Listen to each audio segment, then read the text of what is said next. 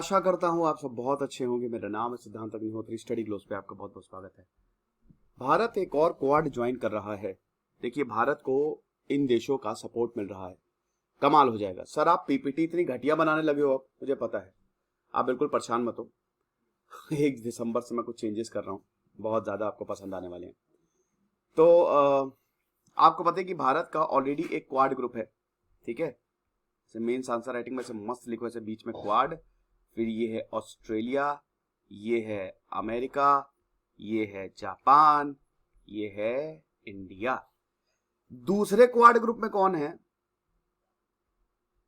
नहीं, बढ़िया राइटिंग लिखूंगा मैं, बहुत गंदी राइटिंग हो गई मेरी। अरे यार, ओहो, Q U A D, quad, quadrilateral, 4 sides होती हैं जिसकी। इसमें सबसे पहले तो है हमारा सबसे प्यारा भारत, दूसरा है अमेरिका। अच्छा, बाकी दो कौन है? बाकी दो हैं अमेरिका और हमारा दोस्त इजराइल, और चौथा है अनएक्सपेक्टेड यूएई। ये तीनों ही भारत के बहुत अच्छे दोस्त हैं। इनफैक्ट सऊदी भी भारत का बहुत अच्छा दोस्त है। तो अभी मीटिंग हुई, मतलब अभी क्या, कुछ दिन पहले मीटिंग हुई थी, और भारत, अमेरिका, इजराइल और यूएई, यहां देखिए आप, भारत, ठीक है, अमेरिका, इजराइल किधर चला गया यार, छोटा सा देश है इजराइल, है ना, देखा कि नहीं, और ये है यूएई, ठीक है। तो ये आपका क्वाड ग्रुप, राइट, ये चार। तो ये चारों देश जो हैं वो मिले, और इसको बोला जा रहा है न्यू क्वाड।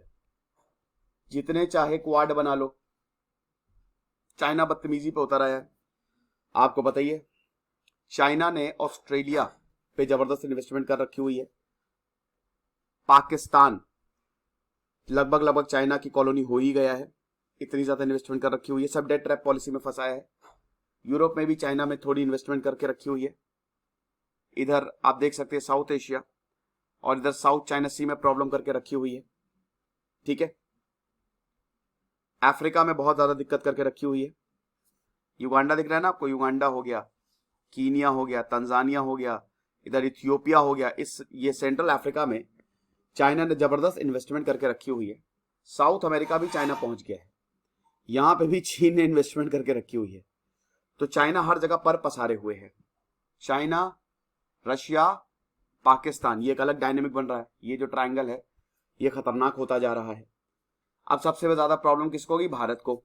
हमको बहुत बड़ी प्रॉब्लम होने वाली है। तो अब इनको काउंटर करने के लिए हमको जितने हो सके उतने क्वाड बनाने हैं। भाई, एक अफ्रीका में भी क्वाड बना दो, एक साउथ अमेरिका में भी क्वाड बना दो, जितने ज्यादा ग्रुप्स हो सके। क्योंकि देखिए, आसियान, सार्क, एससीओ, इन सबसे अब कोई फायदा नहीं होने वाला। G20, इनफैक्ट ब्रिक्स भी, जिसमें चाइना है, इन सबसे हमको कोई फायदा नहीं होगा। चाइना, भारत को अमेरिका के साथ मिलके कुछ ना कुछ करना पड़ेगा। तो यही हमने किया है। तो ये 4 देशों के नुमाइंदे मिले, तो इन्होंने बातचीत की, तो वही था कि नया क्वाड आने वाला है। क्या बात है, न्यू क्वाड, इस टर्म का जन्म हो गया। अभी अक्टूबर में मीटिंग हुई थी, एक वर्चुअल मीटिंग, इन्हीं चारों देशों के फॉरेन मिनिस्टर मिले थे। तब भी यही बोला था कि भाई, जो एशियन जियो पॉलिटिक्स है वो बहुत तेजी से बदल रही है, तो हमको एक और क्वाड बनाना चाहिए मिडिल ईस्ट में। तो भारत जो है इन नए ग्रुप्स में आ रहा है। सबसे पहले तो हम बात करते हैं, बहुत अच्छे से देखेंगे ये, इसके बाद आपको कुछ देखने की जरूरत नहीं पड़ेगी। न्यू क्वाड का आपको कंसेप्ट समझ में आ जाएगा। कौन कौन से फैक्टर्स हैं जो कि रिस्पॉन्सिबल है। सबसे पहला, यहीं पे करते हैं, सबसे पहला जो फैक्टर है वो है इब्राहिम एकॉर्ड। सर, ये क्या है? देखिए, इजराइल और यूएई के बीच में इब्राहिम एकॉर्ड अभी साइन हो गया, रिज्यूम हो गया। बेसिकली साइन क्या हो गया आपको पता है, ये मैं आपको बहुत ही छोटी से मैं समझा देता हूं। वैसे मैंने इस पर पूरा लेक्चर लिया है, तो आप देख सकते हो कि इजराइल को 1948 में एक अलग देश बना दिया गया। और तब से इसराइल जो है वो पैलेस्तीन को बहुत कम, और इसराइल बहुत बड़ा, यहूदी जो है काफी बड़ा एरिया जो है वो अपने पास लेते आ रहे हैं, जिसकी वजह से पैलेस्तीन और इसराइल के बीच में वॉर शुरू हुआ, पैलेस्तीन इसराइल वॉर, जो कि काफी समय तक चला। 1979 में फाइनली हमें देखते हैं इजिप्ट ने, और इजिप्ट एक पहला ऐसा देश बना जिसने इसराइल को रिकॉग्नाइज किया और पीस डील साइन की। इसकी वजह से अनवर सादत को नोबेल पीस प्राइज मिला, लेकिन अनवर सादत को बहुत ही 2 साल बाद मार दिया गया। ठीक है, इजिप्ट पहला अरब देश था जिसने पीस डील 1979 में साइन की। जॉर्डन ने फिर 1994 में साइन किया। ठीक है, और ये वही वक्त था जब फाइनली हम ये देखते हैं कि ओस्लो अकॉर्ड हुए, और उसके बाद फिर इसराइल और पैलेस्तीन 2 अलग देश बन गए। इसराइल ने पैलेस्तीन से बोला तुम भी अच्छे से रहो, हम भी अच्छे से रहते हैं, दोनों टेबल पे आ गए, तो पैलेस्तीन एक अलग देश बन गया। यासिर अराफात पहले लीडर बने पैलेस्तीन के, समझ गए। तो अब यूएई जो है, इसराइल, अमेरिका, यूएई और बहरीन, हालांकि इसमें आपको बता दूं कि मीडिएशन अमेरिका नहीं किया है, 26 साल लगे, 26 साल। पहली अरब इजरायली पीस डील है ये, हिस्टोरिक है ये अब्राहम अकॉर्ड। इसराइल, यूएई और बहरीन, इन तीनों ने अब्राहम अकॉर्ड साइन किए। तो अब इसमें क्या होगा, इसमें एम्बेसीज और एम्बेसडर का एक्सचेंज होगा, दोनों साथ में काम करेंगे। ठीक है, उसके बाद फिर जो मुस्लिम्स हैं वो इजराइल जा सकते हैं, दोनों के इधर उधर के लोग, पीस डील है ना, तो ये चीज है। दोनों के रिलेशन जो है वो बहुत अच्छे नहीं है भाई, फुल डिप्लोमेटिक टाइज जो हैं वो यूएई में, क्योंकि यूएई भाई अरब कंट्री में आता है, और यूएई मैंने बताया ना, अरब और इजराइल के जो रिलेशन है वो बहुत अच्छे नहीं है। तो इब्राहिम अकॉर्ड जो है, इसकी वजह से ये पॉसिबल हुआ है। इजराइल है ना इसमें, लेकिन इसके साथ साथ यूएई भी है, और यूएई बहुत अमीर है, दुबई, अबू धाबी बहुत अमीर है, ये चीज है। फिर उसके बाद टर्की का रीजनल डोमिनेंस बढ़ता जा रहा है। देखिए, टर्की के सेकंड पॉइंट है ये, अरे यार, ओके, टर्की के जो प्रेसिडेंट हैं रेसेप तैयब अर्दोगान, भैया अब ये अजीबोगरीब हैं। ये चाहते हैं हम ऑटोमन एम्पायर की लेगेसी वापस लेके आएंगे। काफी कट्टर है ये, राइटिस्ट हैं। इन्होंने कुछ चर्चेस, म्यूजियम को मस्जिद में बदल डाला। अब ये जो है ना, ये पाकिस्तान को सपोर्ट करते हैं, ये अमेरिका से नफरत करते हैं, ये भारत से नफरत करते हैं, बार बार कश्मीर मुद्दा लाते हैं, ये तालिबान को सपोर्ट करते हैं, ये हिंसा को सपोर्ट करते हैं, डिक्टेटरशिप टाइप है। पूरे मुस्लिम वर्ल्ड में अगर आप देखें तो टर्की एक ऐसा इकलौता ऐसा देश है जहां पे काफी लिबरलिज्म आपको देखने को मिलेगा। उसका रीजन ये है कि केमल पाशा अतातुर्क ने वर्ल्ड वॉर 1 के बाद एक ऐसे टर्की की स्थापना की जिसमें डेमोक्रेसी और लिबरलिज्म आपको देखने को मिलेगा। आधा टर्की यूरोप में, आधा एशिया में, तो यूरोप का इन्फ्लुएंस काफी ज्यादा, इस्तांबुल तो यूरोप में ही आता है, तो यूरोप का इन्फ्लुएंस, टर्की की कैपिटल अंकारा, करेंसी लायरा, तो यूरोप का इन्फ्लुएंस आपको देखने को मिलेगा। लेकिन जब से रेसेप तैयब अर्दोगन आए, ये उल्टा हो गया है।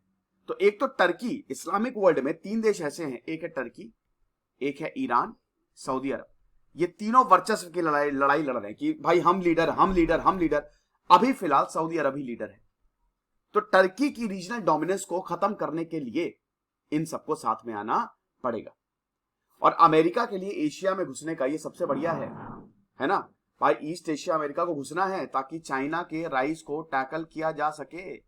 मैंने बताया ना, चाइना बहुत तेजी से बढ़ता जा रहा है भाई, तो अगर चाइना को काउंटर नहीं करेंगे तो होगा क्या। पाकिस्तान और चाइना को बहुत अच्छे से कंट्रोल कर सकता है, रिलेशन गल्फ कंट्रीज के साथ रिलेशन और अच्छे हो सकते हैं। यूएई का आना मतलब सऊदी का भी आना, कतर का भी आना, ठीक है ना।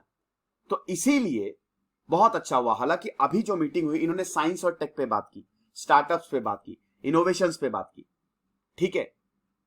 तो अभी इजराइल और यूएई ने जो साथ में मिलके आए हैं भाई, आपको बता दो इब्राहिम अकॉर्ड के बाद इजराइल, दुनिया भर में जो देश है वो इजराइल में इन्वेस्ट करते हैं। 35 देश है, लेकिन उसके बावजूद सब इजराइल में कंपनीज आपको बड़ी बड़ी देखने को मिलेंगी, क्योंकि यहाँ की पॉलिसी बहुत बढ़िया है। तो अभी इजराइल और यूएई, दरवाजा खुल गया।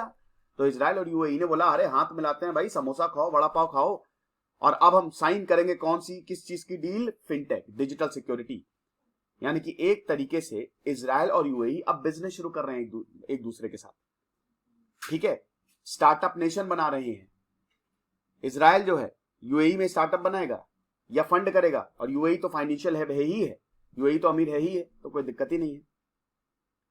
तो इब्राहिम एकॉर्ड एक बहुत ही लैंडमार्क इवेंट है, जिसकी वजह से यूएई और इजराइल में ढेर सारे कोलैबोरेटिव प्रोजेक्ट्स हमको देखने को मिलेंगे।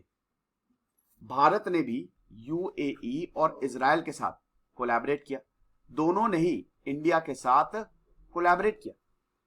किस चीज के लिए? भाई इजराइल तो हमेशा ही भारत का दोस्त है, वो तो हमेशा ही भारत को सपोर्ट करता है हर चीज में। इजराइल की कंपनी इकोपिया ने रोबोटिक सोलर क्लीनिंग टेक्नोलॉजी के समक्ष, मतलब इस रेफरेंस में भारत के साथ एक एग्रीमेंट साइन किया है कि हम तुम्हारे robotic technology, robotic solar cleaning technology की फैसिलिटी भारत में बनाएंगे, ये चीज है। फिर उसके बाद यूएई, इजराइल और अमेरिका ये भी वाटर और एनर्जी प्रोजेक्ट पे एक दूसरे के साथ कोलैबोरेट कर रहे हैं। क्वांटम टेक्नोलॉजी को लेकर भाई ये जो अबू धाबी में बहुत बड़ा टेक्नोलॉजी इनोवेशन इंस्टीट्यूट बन रहा है, यहां पे यूएई का पहला क्वांटम कंप्यूटर बनेगा और इसमें अमेरिका और इजराइल साथ देंगे।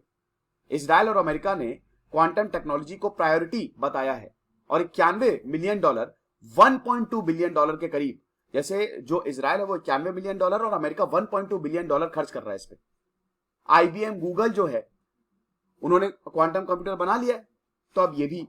तो इसीलिए हम ये देखते हैं कि क्वांटम टेक्नोलॉजी यानी कि एक तरीके से टेक्नोलॉजिकल एडवांसमेंट होगा। तो ये तो ठीक है, लेकिन चैलेंजेस क्या हैं? चाइना का जो इंक्रीज एडवांसमेंट हो रहा है, हमको ये नहीं भूलना चाहिए कि रशिया, पाकिस्तान, चाइना के साथ जो है वो आ गए हैं। बीजिंग भी टेक्नोलॉजी को ग्रैब करता जा रहा है, चाइना का दिक्कत है। अच्छा, भारत के लिए क्या फायदा है? भारत के लिए तो फायदा ही फायदा है। सबसे पहले तो हम चाइना और पाकिस्तान को काउंटर कर सकते हैं, हम टेक्नोलॉजी बढ़ा सकते हैं, स्टार्टअप्स।